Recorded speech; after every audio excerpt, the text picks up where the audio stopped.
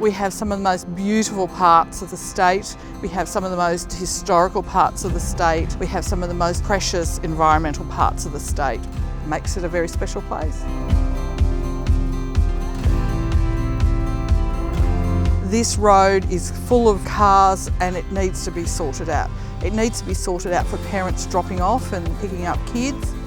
Parking's at a premium. If you get wet weather, it's an absolute nightmare.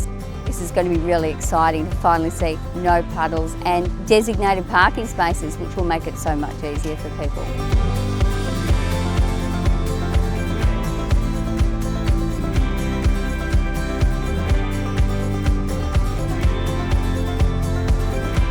Tourism is now one of the big economic drivers for the borough.